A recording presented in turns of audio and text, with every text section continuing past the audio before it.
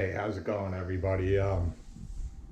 Why am I standing here in front of my beautiful blackfish goyataku in my basement? Well, I'm getting ready to, you see I have my chef coat on here. There it is, Chef Kenneth. I'm getting ready to do a catch and cook video.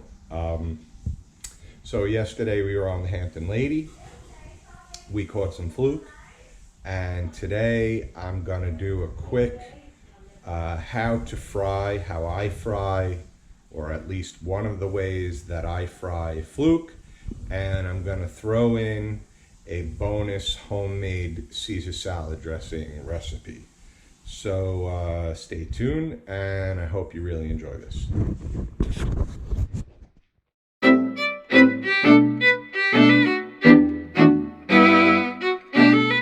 Okay, so here we are in the kitchen, and I've got my crew working. They're doing all the prep work there, peeling carrots, cleaning lettuce, and getting that salad ready. Okay, so right here what you see is I have 2 large fluke fillets from a big 8+ pound fluke that I caught on yesterday's Hampton Lady trip. And people say, oh, let the big ones go, and you know, let them breed, and the big ones don't taste good anyway. Well, you know, to each his own. I agree with replenishing the stock and letting some breeders go and stuff, but this was a pool winning fish yesterday, won me back some money, and I'm happy to have it here at home. We ate some last night, franchise. That's going to be a future episode. I'm definitely going to... Okay, Daddy's talking. He's doing a monologue, honey. I'm asking you a question. Yeah? Have you done this? Have I done that? No, I didn't do that. Okay, whatever. Okay, sorry about that. Rip carrot. Oh. Hey, you need help? No. Okay, good job. All right, so back to what I'm talking about here, the fluke. Yes, it's big.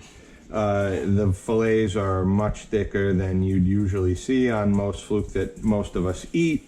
So what I've done here is I've cubed it up into much more manageable pieces, and I've got them ready to fry. I wipe them down nicely, they're clean, they're ready to go.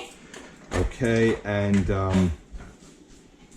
the only thing I didn't do at this point is get my egg ready, but I want to talk about my, my coating mix first.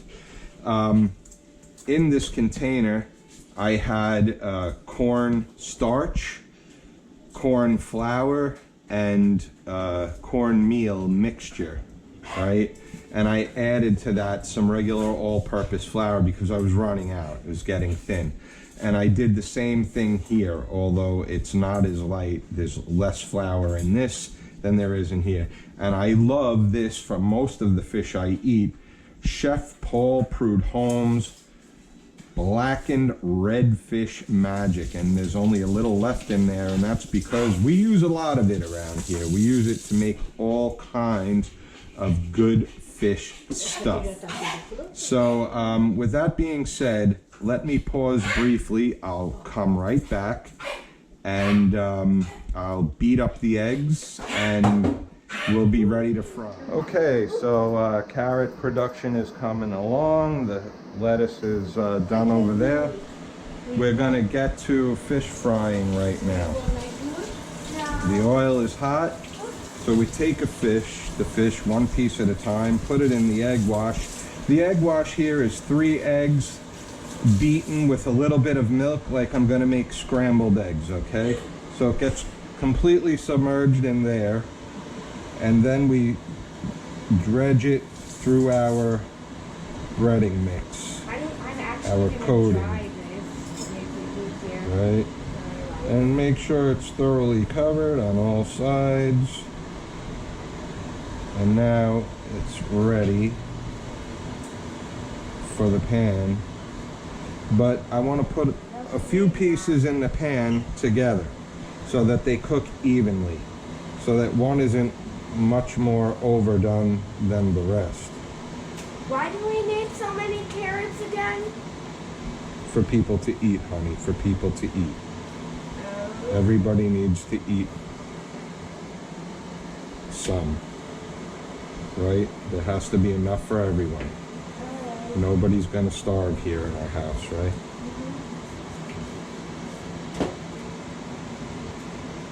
I found using the tip of the knife easier for this. Very good. Okay, so that's the deal. We're coating our fluke nuggets, our fish fingers, whatever you want to say. And we've got some more coating already pre-mixed in that container when we need it. My fingers are getting very well coated. And of course I have to mention, your hands should be washed thoroughly before cooking and preparing food for anybody, your loved ones, or even strangers, or even people you don't like that much. You can just put those 3 in there, those little nugs.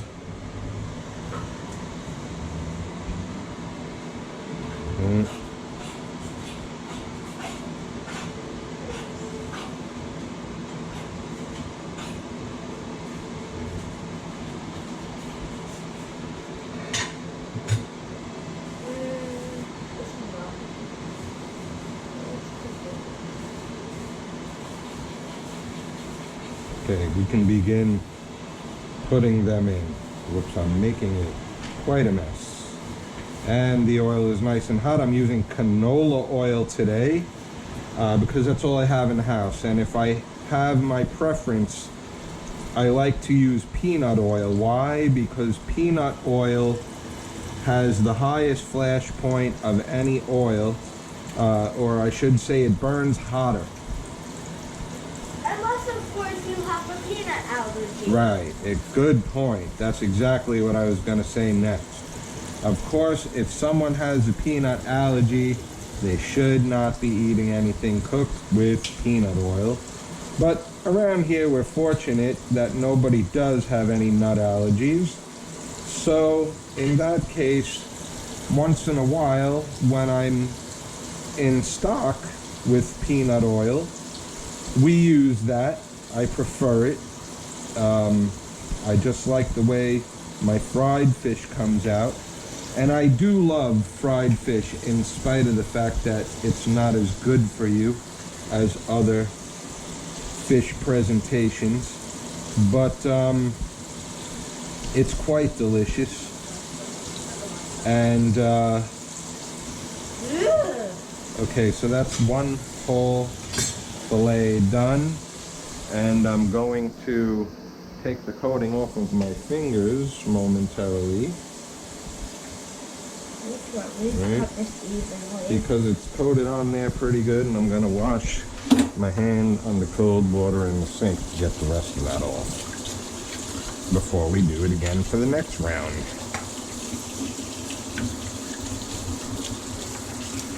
Alright, so fish are frying, carrots are being cut, and it doesn't take that long to get this done. I had my vent fan on making noise. I apologize about that. That takes the cooking air, hopefully mostly out of the house, and that's something you really want to do when you're frying, especially fish. Right, mommy will complain. Yes, that's right.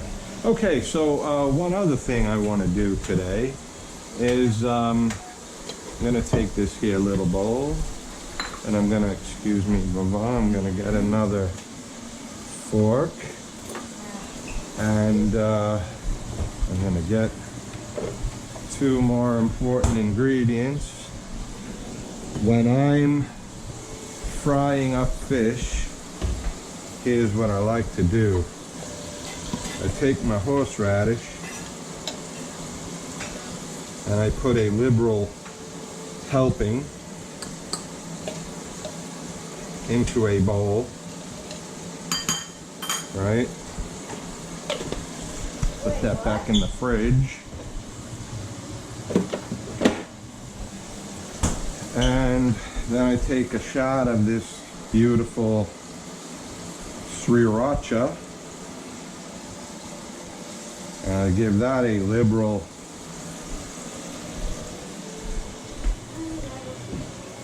dollop. And finally, I take my mayonnaise, and this will be The fish sauce. my fried fish, spicy horseradishy dipping sauce. And I liken it to, it's very similar, I think, to the blooming onion dipping sauce at the Outback. It's kind of like that. You can make it really spicy if you want, or not so spicy. The mayo really takes a lot of the heat out of the sriracha. So there you have it, as quick as that. My dipping sauce is made and looking yummy. And we all love it. Right? Now it's time to turn my frying fish,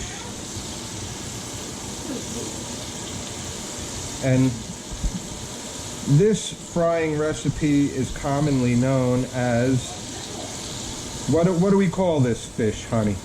Huh? What do we call this fish? Can't tell. It's being fried. No, what do we call this fish? Crunchy fish. Right, Daddy's crunchy fish, right? Yep. Yeah. Okay, and it is getting nice and crunchy in here right now. And that's exactly what we want. See it getting a nice finish on it. And I can tell it's going to be tasty and delicious very soon. Okay, so here is the finished product, and there's filet number 2, all coated and in the pan frying up. Okay, so here my mother-in-law Gertrude has done a nice job of cleaning up and cutting up the lettuce for us. And that's romaine, by the way, if you're unfamiliar. And the next step is I'm gonna make, I had this lemon already cut and I'm gonna use it. Waste not, want not. So I'm gonna, let's try not to get the seeds in there. Waste not, want not. Lemon juice. No particular amount. Some like a little, some like a lot.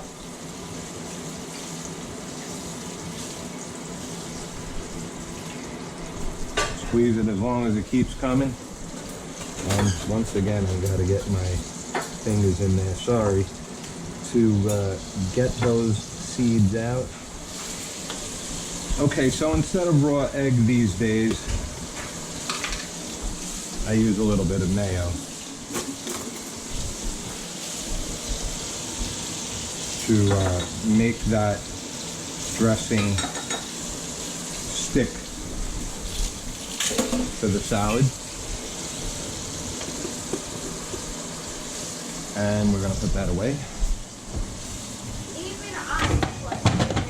Here I have some, whoops.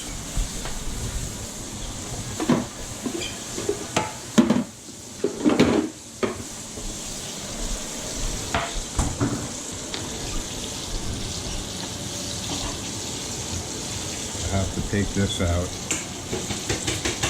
Turn that off. We're done frying.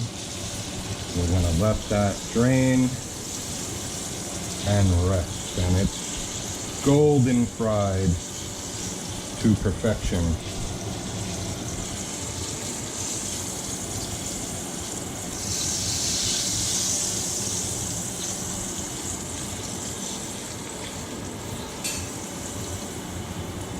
Shake off the excess, and there it is, beautiful. Okay. Take a little, we keep our own fresh crushed garlic around with a little bit of good olive oil, extra virgin olive oil, right? So we put some garlic in there. And I do this by eye. I'm not really a big measurements guy. It's really to taste. I think it always turns out good. Oh, thank you. It says the measurements anyway. Yeah, that's right. Okay. So that, and here's my anchovy paste rather than mushing up my own anchovies. And I like to be liberal with my anchovy. I really think that that's the signature flavor of a good Caesar salad dressing. So there you have it. Put all this back. Also says the garlic should be grinded on a wood thing, but you can't wash it or the wood will split. You know a little too much, kid. Alright, so I add a nice shot of extra virgin olive oil. And I love rice vinegar. But I also love balsamic, so if I have any, I'm going to use balsamic today. I love balsamic too. I don't have any complaints. Grapeseed oil, no. Nope. I think we're out of balsamic. So, oh no, we're not. There we are. So we're going to make a balsamic Caesar today. Wow. Are you okay, Scarlett? I almost cut myself because I thought it was a bad idea, but I'm fine now and I think I won't be bothered. Okay, good. I like salad and Well, you know, everybody slips with a knife and cuts themselves once in a while, but you're inexperienced, you're just learning, so you can't let that make you afraid for the rest of your life. You just have to be more careful, right? I put a little touch of sugar in there, and the anchovy is enough natural salt for me. well, it's a little bit better than the small. I went to Fire Island, and in Fire Island, we found this wild snake. It wasn't a big wild snake, but I put my finger near it and it bit Got some me. fuzzy thing in your hair. It didn't hurt much though. Oh, that's it was just good. bleeding on the nose, kind of like this. Okay, I'm glad about that. All right, so there you have it. That is a homemade Caesar dressing. And if you find it strong, you can cut it down with just a little bit of water, but I think we all like it on the strong side around here. So, all right, so I've got it thoroughly mixed, and I'm gonna place that on our salad.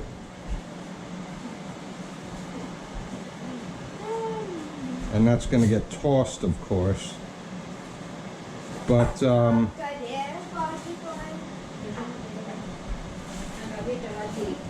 that's some good stuff right there. Comes out perfect and delicious every time. I'm gonna leave the water out because we're gonna need it. All right, so the last important element of any good Caesar salad is a generous topping of grated cheese. I thought it was just the fact that it's food. And most people, of course, love to have croutons too, but we don't eat a lot of croutons, although we love them. What did you do with the croutons? We haven't had any in a while. So that's a Caesar salad. Here's our crunchy fish.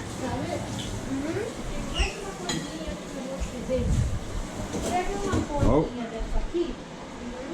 carrots. I'll even throw in the bonus carrots today. There's dipping sauce on the table. Okay, so, all right, I'll do these the way my mom does them. The way who does it? My mom? Oh my. That's all right. You haven't. Who does it? The way who does it? The way Oma does. Oh. Excuse me, I need to drop this out. Alright, so I'm gonna boil the carrots for like 5 to 7 minutes. Thank you, Levi. Drain off the water, melt a little butter over them with a little sugar, just a little butter and sugar, and then fresh chopped parsley over the top, and we'll be okay. So my carrots are done. I'm gonna bring them over here, strain them off. All right. I can call the people? Yes. All right. Get them drier. Put them in the bowl.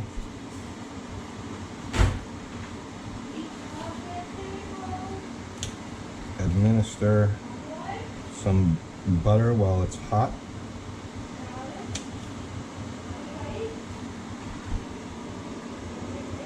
And be generous.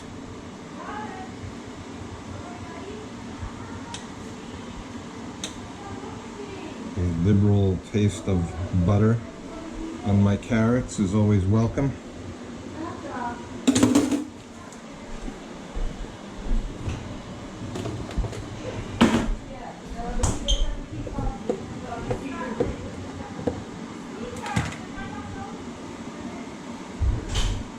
A little sprinkling of sugar.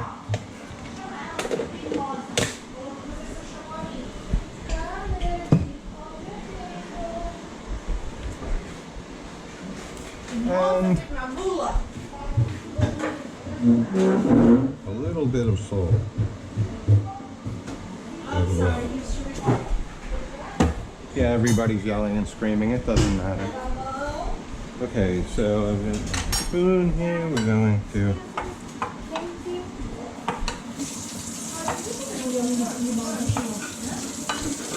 mix that around. Whoopsie. Then, why is nothing coming out? Hmm? May I take one here to Luciana's water? Yeah. Mm-hmm.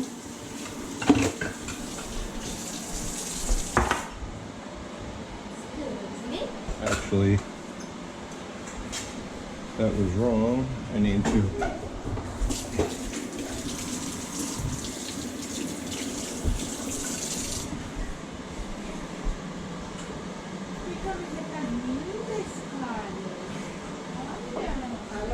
Stir that around with the parsley so it gets a nice even covering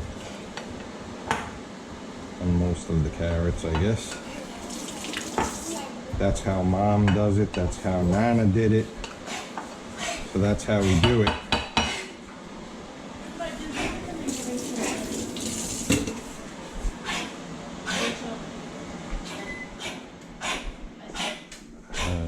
Put a serving spoon.